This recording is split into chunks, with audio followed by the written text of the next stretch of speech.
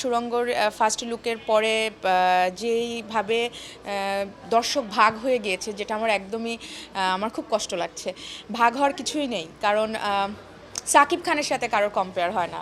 He is the superstar, এবং এতগুলো বছর, মোর দ্যান 20 ইয়ার্স উনি একটার পরে একটা হিট ছবি দিয়ে যাচ্ছেন। আমি ব্যক্তি সাকিব সম্পর্কে কথা বলতে চাই না, কিন্তু অভিনেতা সাকিবের তুলনা সে নিজেই, তার কোনো তুলনা হয় না।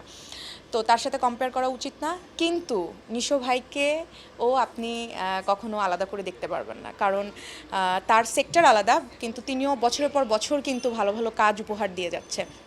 দেখেন, নাটকের একটা সময় আমরা নাটক দেখতাম না, এখন আমরা নাটক দেখি, সেখানে বড় অবদান তার, ওটিটি প্ল্যাটফর্মে তার অবদান, এবং এখন উনি মুভিতে আসছে, বড় পর্দায় তার অভিষেক হচ্ছে, তাকে ওয়েলকামিং করা উচিত, তার মুভি আমাদের গিয়ে দেখা উচিত। আমি বলবো, আপনারা যারা সকালে হয়তো প্রিয়তমা দেখবেন তারা রাতে এসে সুড়ঙ্গ দেখেন, যারা সকালে সুড়ঙ্গ দেখবেন তারা রাতে প্রিয়তমা দেখেন। শুধু সেটা না, মাঝখানের সময়টা অন্য যত মুভি রিলিজ হচ্ছে সব মুভি দেখেন প্লিজ। আপনারা এই যে কে আগে কে পরে, কে স্টার কে স্টার না, এই কম্পেয়ারই করেন না। আমরা প্রতিযোগিতা করতে আসিনি। আমার মনে হয় আপনারা যদি কখনো ভাইয়ের সাথে, সাকিব ভাইয়ের সাথে কথা বলেন, উনিও সেম কথা বলবেন, নিশো ভাইয়ের সাথে কথা বলেন, সেম কথা বলবে।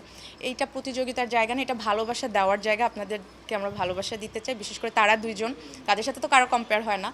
তো তারা দুজন ভালোবাসা দিতে দুটো মুভি নিয়ে আসছে, আপনারা হলে গিয়ে সেই মুভিটা দেখেন।